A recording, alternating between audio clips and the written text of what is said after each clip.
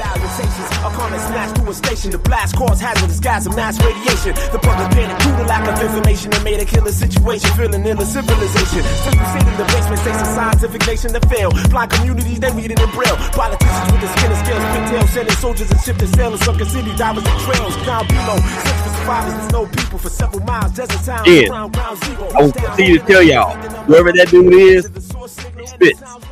He spits with the best of them. Willie Epting Jr., welcome back to the ShakeBack Sports Show. Courtesy, of course, of the Big Game Christian Sports Network and powered, of course, by the ShakeBack Media Group. We are back, man. ShakeBack, man. We are here in 2025 doing our thing, man. Thank you guys out there for continuing to rock with your boy, especially during his absence or my absence. I don't like to talk in the third person. I am not The Rock. However, he is very entertaining, and I like to think that I am to a degree, but that's a matter of opinion, of course. Big Day, what's going on? Sports fans all over the planet, the dopest engineer in the game. You already know what it is. Haha. All right, man. Just in case you missed it in the first segment, we gave our thoughts and prayers and condolences to everybody, of course, that's affected by the terrorist activity that took place in New Orleans on the first of the year. And of course, everything that's going on out there in SoCal. I want to give another quick note on SoCal and the fires in just a second from a sports perspective. Also, we did talk about Rickey Henderson and his passing, the all-time steals leader in Major League Baseball history. Again, another record that will likely never, ever be broken. So we did. I'm going to touch on Rickey here in just a minute. We got NFL to get to. We've got the college football playoff to get to. Shout out to the nephew, Coach Michael Hunter Jr. and the Ohio State Buckeyes, as they have notched their place in the national championship game against Notre Dame for January the 20th. I want to say that game is. We're going to talk a little bit about that. Hopefully we'll get Mike on after they win the whole freaking thing. As a matter of fact, he said he would come on after they do win the whole freaking thing. All right, Big Day. Before we move any further in this second segment, it is being brought to you by Lakecrest Casino and Hotel. Are you looking for a relaxing getaway where you can play all day and escape the tedious grind of life? Yeah, it sounds like a vacation or a permanent vacation. I'm in. Then plan your getaway today at Lakecrest Casino and Hotel, Ardmore, Oklahoma's premier gaming destination.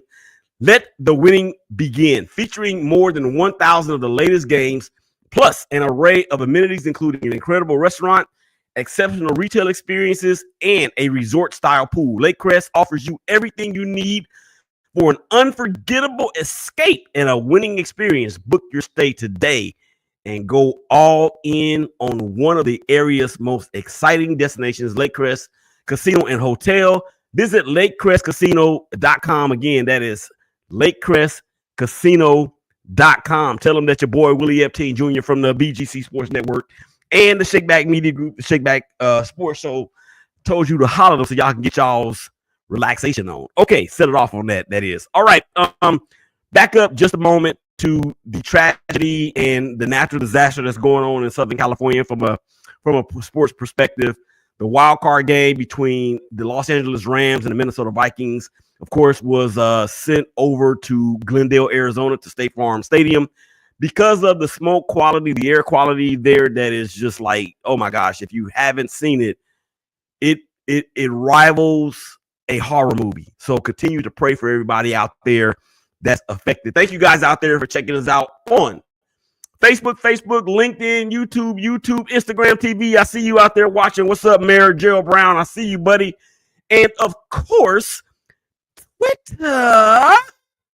Man, it's been a long time, but you know we're working our way slowly back into the fold of things. So continue to pray for your boy and my family. All right. Oh yeah, and Rickey Henderson. One other thing about Rickey Henderson, from a personal note, as you guys know, as if you're watching, you see the Oakland A's hat that I have turned backwards. That, of course, is my favorite team, and I can't call them the Oakland A's anymore because the Oakland A's are no longer in existence because of the city of Oakland that I'm not going to go on rant right now about. But you already know what it is because you already have heard me talk about it ad nauseum. But I'm going to say this. As the A's have continued to be my favorite team, as they are the team that's responsible for me loving the sport of baseball the way that I do, the fact that it is my favorite sport, the fact that it was my dad and my uncle when they had a semi-pro baseball team when we lived in Oakland all those years ago, and being introduced to a lot of players that played on the A's. Ricky Henderson was one of them. And I echoed the same sentiments when Vida Blue passed away. Of course, he was an outstanding pitcher for the San Francisco Giants as well as the Oakland A's. But yeah, Ricky Henderson gone at the age of 64 or 65 rather, and he passed away one day before his birthday. His birthday was on Christmas Day, and he passed on December 24th. So, all right, you know what? Not NFL, college football playoff. It's set. Notre Dame, who dispatched Penn State in the Capital One Orange Bowl, and then and it was a really, it was a really good second half. Particularly the fourth quarter was off the chain, where they exchanged leads. I want to say it was like 4 times. But the quarterback from Penn State, this dude cannot throw, and it just makes me wonder, how in the world did this Penn State team get to where they are with a quarterback that really can't throw? I mean, he had a and let me back up a second, because I can't sit here and pretend as though I watched Penn State football all season long. I can only go by what I saw, and what I saw was a performance that was not one that exemplifies Division I or D1 or FBS or whatever you want to call it football, because their running game and their being Penn State, they had Notre Dame on their heels in the first half. But shout out to Marcus Freeman, the head coach at Notre Dame, becoming the first African-American head coach to coach in a national championship game. That's big in itself. And they will be going off to face against Ohio State. The Buckeyes, they did away with the number 1 seeded Oregon Ducks after Ohio State was home to Tennessee and just obliterated them in the first round in Columbus. Went out to Pasadena in the Rose Bowl and quickly dismantled the Oregon Ducks. And then on Friday night at the Cotton Bowl in Dallas, or in Arlington rather, they did the same thing. Not really the same thing, but they beat a very game. Who did they play? Just that quickly who they played. If you're watching, give me some comments and remind me of who Ohio State beat last night. Actually, it was Penn State, because Penn State also has an African-American coach, and had Penn State won, they would have been he would have been the first African-American coach to ever coach in a national championship game. So congratulations to the nephew, Coach Michael Hunter, DB coach with the Buckeyes. Again, as I said at the beginning of the second segment, or maybe in the first segment, gonna try to get him on after they win the whole freaking thing. I've never interviewed a coach of a national champion before, so I am rooting for him. Of course, from a personal standpoint, even though I am a Michigan fan, and I got a lot of questions for Coach Scoop. I mean, he's been involved in so many great rivalries, to include Indiana and Purdue, Oklahoma State and Oklahoma, which is of course Bedlam, and now as the head coach, or as an assistant coach with the Buckeyes. Of course, this is his either second or third year, so he's had a minimum of 2 tastes at the big game with Ohio State and Michigan, and of course Michigan has won 5 in a row. So want to talk to him about that. But yeah, so the scene is set. Notre Dame, very, very good defense. Their quarterback, who I think was a transfer from Duke, against Walker from Ohio State. Ohio State they are the most talented team in the nation. I mean, they are. And how they lost to Michigan, I have no clue. And the only reason why they lost to Oregon the first time was because they ran out of time. That game was 32-31, and Ohio State was deep inside Oregon's territory and was actually in field goal range. But due to some mismanagement of the clock and, it being early in the season, they probably did not execute that in a way that they probably would execute it later in the season. That's the only reason why they beat the Ducks. So when they go out there to Pasadena and they just treated the Ducks like they was dinner, and they ate them. They ate them, feathers and all, beat everything. They ate everything, mama, and that's what it was. So It's going to be a good game. Notre Dame has one of the better defenses in the country. Of course, Ohio State, they continue to be. I just want to ask a question to all the college football fans out there, whether you are a casual fan or whether you're a hardcore fan, and the historians too, to a degree. Who would you say is wide receiver U? Would you say LSU or would you say Ohio State? Now, you think about the players that are in the league, and Jeremiah Smith, number 4, who is a true freshman at the age of 17, has been deemed and coined as the number 1 overall pick in the draft this year, should he be eligible. So we know what Ohio State has produced. I'm just talking about within the last couple of years. I'm not even going back to the Chris Carters of the world and whoever else that I can't remember. I'm talking about more recently in like the last 3 to 5 years. With Garrett Wilson, Jackson Smith-Njigba,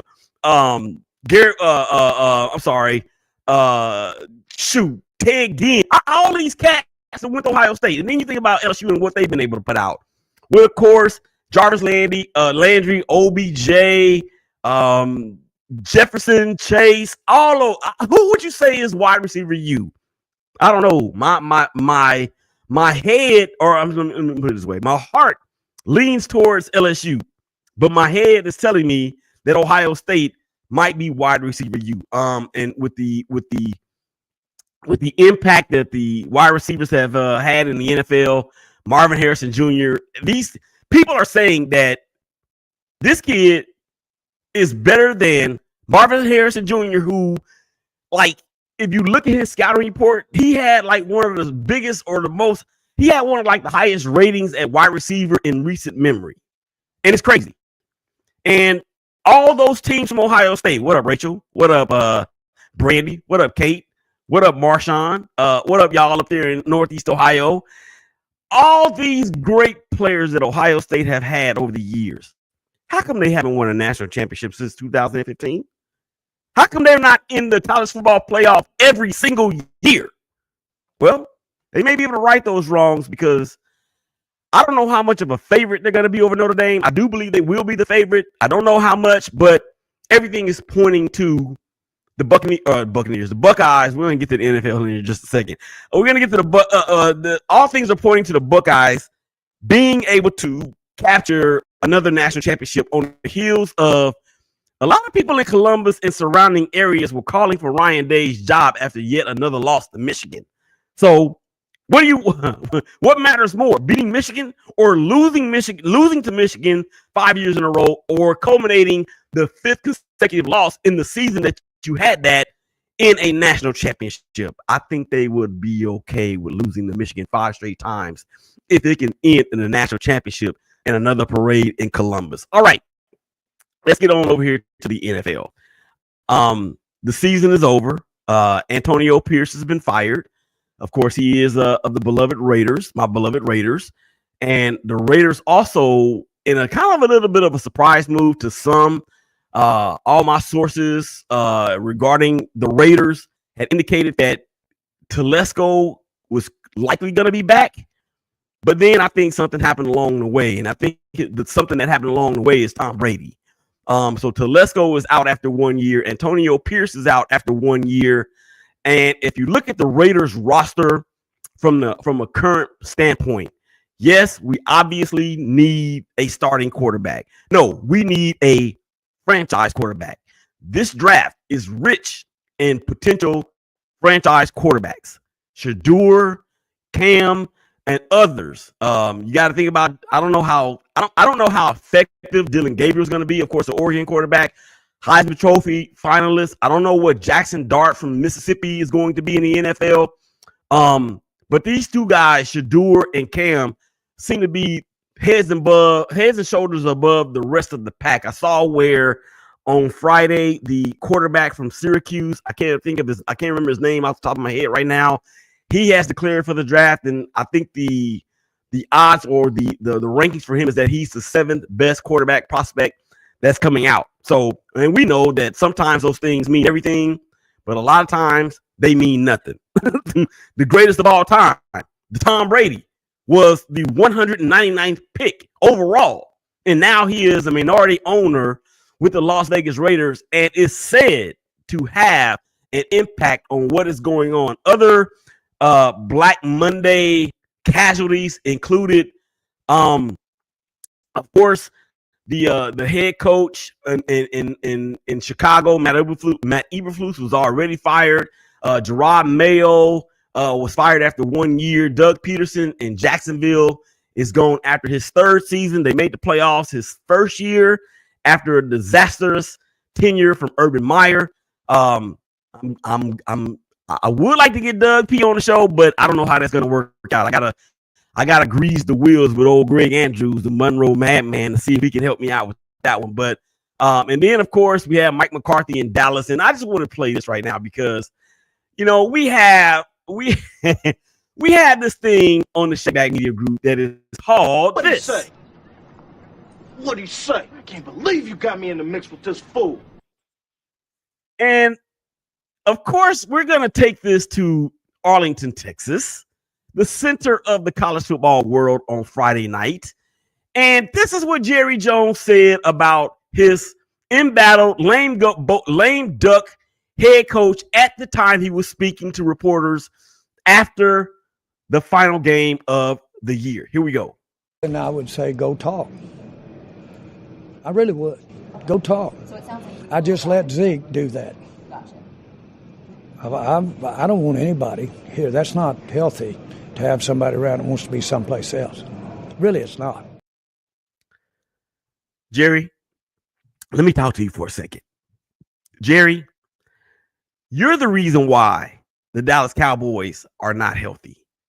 You're the reason why your team continues to be relevant, but only from a financial worthiness standpoint. You're the poison that is the Dallas Cowboys because you do not want to relinquish reins from the general manager role. And until a lot of people thought that you need to put Jimmy Johnson into the Ring of Honor, which you did after all these years, that the karma of that would somehow turn fortunes around in Dallas Cowboy land, and the Cowboys would actually be able to win more than one playoff game and get to a spot where we have not seen them in almost 30 years. But no, you are the poison that is the Dallas Cowboys. It's not Zeke. It's not Mike McCarthy. It's not CeeDee Lamb. When he sat out, it's none of those people. It's you.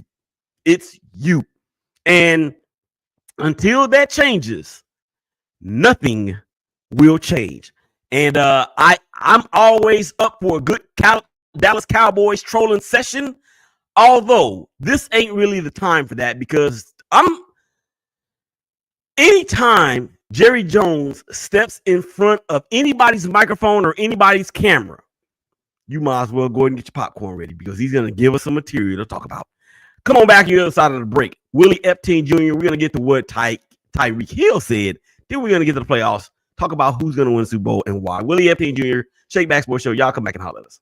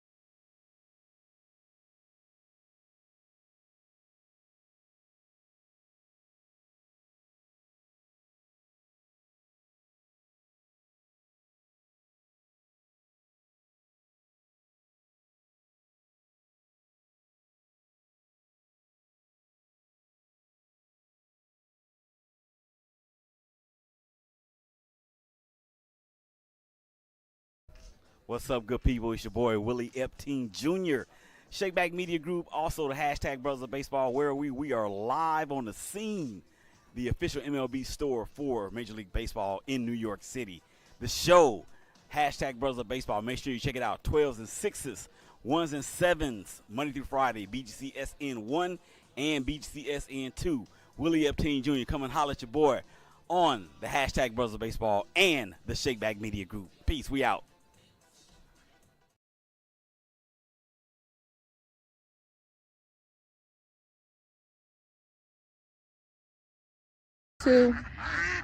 Hey out there, everybody. What's up? Willie Epting Jr., CEO, creator of the ShakeBack Media Group.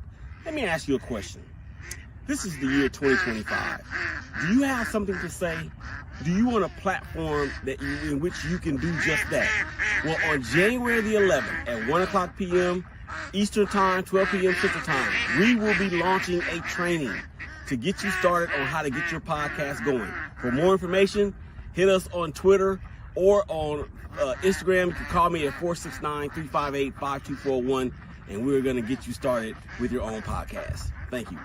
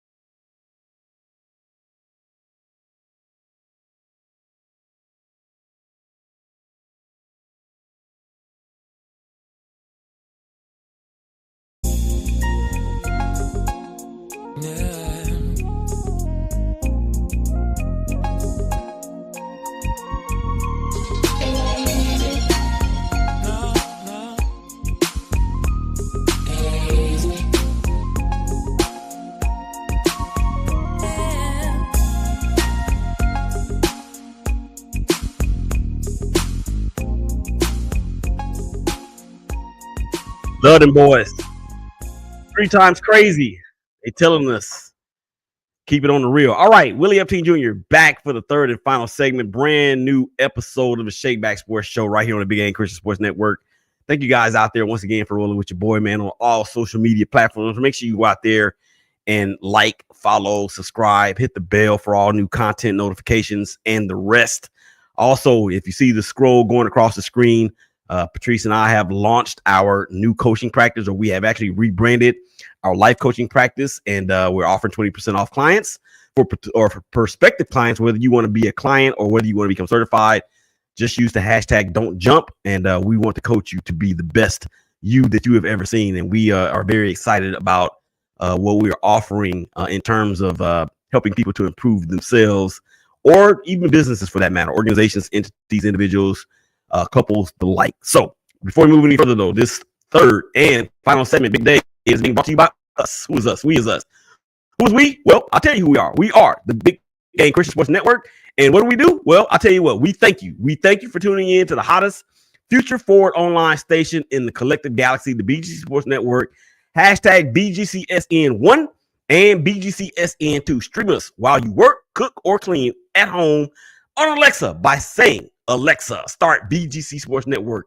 And of course, check us out at bgcsports.net for schedules and upcoming events. We thank you for continuing to support the vision that is the BGC Sports Network, as well as the ShakeBack Media Group. All right, so earlier this past week, I think it was either Tuesday or Wednesday, we did on the ShakeBack Media Group, we did our Showing Up Divided NFL playoff preview. And I'm going to put the brackets on the screen here in just a second, so everybody can follow along with me in terms of what I think is going to happen.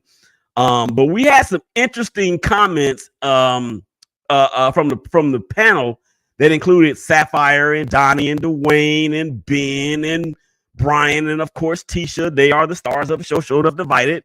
And, another thing, too, the In the Zone Sports Show. I'm going to go ahead and say it. I don't have the permission from Donnie or Dwayne, but we met after that show.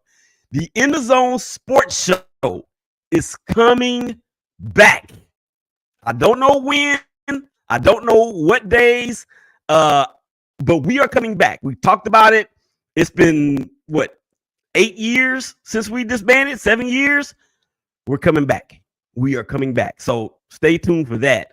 But yeah, so there were a lot of comments, and I actually was able to pull some comments from some of the participants that were there in the playoff preview show. Gerald Brown, I hope you are watching, because I've got something for you that I just think that is so funny, and I gotta find it. But while I'm talking about it and while I try to find it, let's just go ahead and get it underway. The Buffalo Bills are the number 2 seed in the AFC. And of course, Kansas City Chiefs, I hate them. They are the number 1 seed in the AFC. And then, of course, over in the NFC, you have the Lions, the first time in the history of the franchise that they have been the number 1 seed. And of course, the number 2 seed team is the Philadelphia Eagles. We're going to talk about all that here in just a moment. Minnesota, the Vikings, of course, in week 18, they went to Detroit and lost to the Lions at Ford Field, the final game of the year.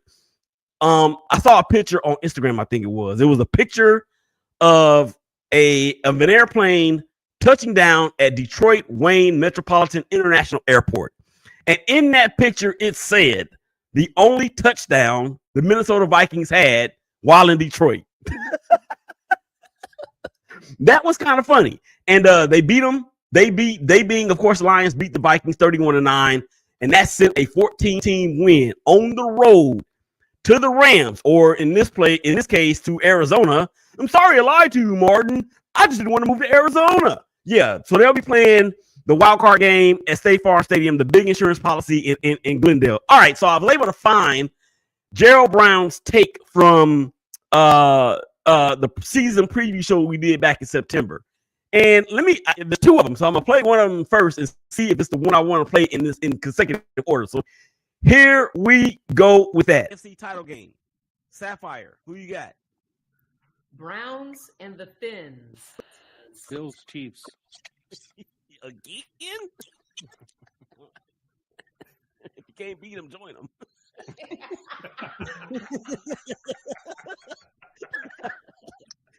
Okay, so that's actually Sapphire. Okay, so nope, that's not it. So let's play this one. Sapphire, who you got? Well, Browns nope. There. And the Fins. Okay, so I thought I could find it, but apparently I don't have it. But in that clip, Gerald said the Cowboys and the Chiefs were going to the Super Bowl. And you know me, man, I just bust out, started laughing, because I was one that didn't even pick the playoff, or I was one that didn't even pick the Cowboys to make it to the I didn't even pick the Cowboys to make it to the playoffs. And here my man, 50 grand for over 40 years, has said the Chiefs and the Cowboys were going to play the Super Bowl. And leading us to say it didn't happen. But I wish I could find it. I can't find it. It's all good. But Gerald, I see you out there. I see your comment, bruh. Yeah, I got it. And I'm gonna try to find it for the end of the show. Maybe this is it. Hold on, let me see. Maybe this is it. No, that ain't it. I just played that. That ain't it. AFC title game. Okay, so that's not it. But anyway, that's what he chose, and it was funny as all get out. All right, let's go ahead and get to the brackets that is the NFL playoffs, the tournament, if you will. There it is right there. The bracket that houses or encompasses or encases all of the teams and their matchups. So here we go. Wild card round, Minnesota at the Rams. Of course, again, Detroit got the first round bye. Washington and Tampa in the other wild card round, or in the second wild card round, rather. And then Green Bay and Philly. Over in the AFC, we have the Chargers and the Texans. I almost said the Oilers. The Pittsburgh Steelers and the Baltimore Orioles, and the surprising upstart, nobody thought they would be here, Denver Broncos against the Buffalo Bills, the number 2 seed. Let's go ahead and go through these. I like the Texans at home for some reason. I do not know. For some reason, I am not trusting the Chargers. They're going to be without one. They're going to be without one of their key wideouts in that game. So I'm going to say that the Texans are going to move on to the next round. All right. Pittsburgh, Baltimore, part 3. And as we know, the Steelers happens to be Lamar Jackson's kryptonite. When it comes to beating the Steelers, other than week 18, in which we saw Lamar, I think, solidify what should be his third MVP, second consecutive MVP, they go on to beat Pittsburgh. Pittsburgh comes into this game limping on and has lost 4 in a row after starting the season 10-3. Baltimore is going to beat Pittsburgh. And then Buffalo is hosting Denver. Denver with Bo Nix. Nobody thought that Denver would be in this position. I certainly didn't. As a matter of fact, all 3 of the 4 teams from the AFC West made the playoffs. And we all know which team didn't. So that's what that is there. I expect for Buffalo to move on and capture another spot in the divisional round. All right, switching over to the NFC, the number 7 seed, the Green Bay Packers. Shout out to Jennifer Coney Shepherd. Of course, she is one of the stars of the Real Moms of the Shield that you can see every Thursday right here on the ShakeBack Media Group at 7 o'clock p.m. Central Standard Time, the mom of Rashawn Gary, famed pass rusher for the Packers, as well as Pro Bowler as of this year. Doing battle against Green Bay, and this, of course, against Philadelphia. And of course, this is the rematch of the very first game ever played in South America this year, Sao Paulo, where the Eagles did beat Green Bay. Green Bay lost Jordan Love in that game for a few games. They had went and traded for Malik Willis, who came in and performed greatly. But now, of course, Love is back. Jalen Hurts, coming off of a concussion, is back. I'm going to go with Green Bay because I have to, and I'll tell you why in just a second. Tampa Bay and Washington. This is probably the most intriguing matchup of the weekend for me. I'm concerned about Washington's defense. I know Dan Quinn is a defensive wizard. I don't think he has the horses that he needs to have that defense to play the way that the defense played in Dallas when he was the D coordinator there. Baker Mayfield is showing why he was worthy of the number 1 overall pick back in 2017, in my opinion. Some people say no, but in my opinion, he has done enough to prove that he was worthy of that pick.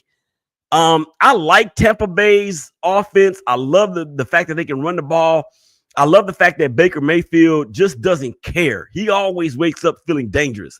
And I just don't think you can ball in the balling. So I'm going to go with Tampa Bay over the Commanders in round 1. And then Minnesota against the Rams. I'm still not sold on the Rams, especially after what they did, or really in this case didn't do, against the Lions in week 18. I'm not sold on Sam Darnold at all. I know their defense is fantastic. They have 2 great pass rushers. They have playmakers at every level. I'm concerned about their running game. And then, of course, you got the experience of Matthew Stafford on the other side. They're playing a de facto home game, although it is not in SoFi. It is still, 5-6 hours away in Phoenix or in Glendale. So I think, the Rams don't even come to SoFi for their games, but maybe they'll travel to Phoenix and invade the Cardinals Stadium there. I like the Rams to beat a 14-win team in the Minnesota Vikings. So with that being said, we have Minnesota losing to the Rams. The Rams will move on. I got Tampa Bay moving on. I've got Green Bay advancing. I've got Buffalo advancing. I've got Baltimore again beating Pittsburgh for the second time this year. And then I've got the Texans for whatever reason. I have no earthly idea why I am picking the Texans to beat the Chargers, but that is just what it is. So those are your wild card spots. I'm going to tell you that the Super Bowl, who's going to the Super Bowl from each conference. I'm going to tell you that here in just a moment. Let's move on to a little bit of NBA. And raise your hand if you thought that the Cleveland Cavaliers would have 2 separate double-digit winning streaks in the 24-25 NBA season. I'll wait. If you predicted that, if you saw that coming, raise your hand. I'll wait. That's what I thought, because nobody did. And they played a game against the Oklahoma City Thunder, who are playing as equally as well as the Cavs in the Western Conference. Of course, this could be a preview of the NBA Finals. 2 small market teams, OKC and Cleveland, are like many people's favorites to land in the NBA's Summer Classic in June. But that game against that they played on, I think it was either Wednesday or Thursday night. Two of the best. And the game was very well played, very entertaining, a very clean basketball game, right? And who would have thought that these two teams would be in the conversation as a potential NBA champion? Now, I know there's a lot to play out. The trade deadline hasn't come in yet. And teams like the Lakers and I'm sorry, not the Lakers, the Celtics and the Bucks and the Nuggets and maybe even the Mavs and the Suns may have something to say about that to a degree.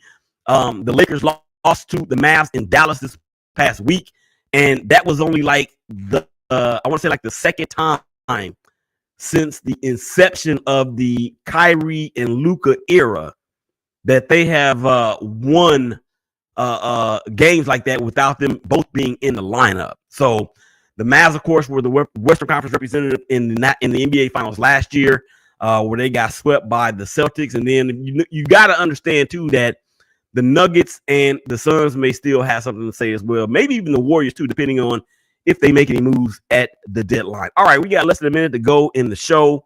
National championship predictor. I'm predicting Ohio State to win it. Obviously for personal reasons because of Coach Scoot. And then the Final Four in the NFL, Mayor Gerald Brown. My two teams that I picked to go to the Super Bowl are still winning it. So I'm going to pick Baltimore and Kansas City, with Baltimore coming out of the AFC. I'm going to pick Green Bay to beat Detroit in the NFC because Green Bay and Baltimore were my Super Bowl predictions at the beginning of the year, with Baltimore winning it and Lamar Jackson riding off into the sunset with the Super Bowl MVP, a Super Bowl championship, 3 regular season MVPs, and now being etched in the conversation ever, as far as one of the top quarterbacks to ever do it. That's my spiel. That's what I say. And it is time to go. Up next, To Be Ballin'. Yeah, they got up next, man. Y'all make sure y'all check them out. Y'all take care of each other. Y'all hug each other. Y'all remember the people in New Orleans or surrounding areas as well as Southern California. Willie Epting Jr. We'll holler at y'all again real soon. Peace. I'm out.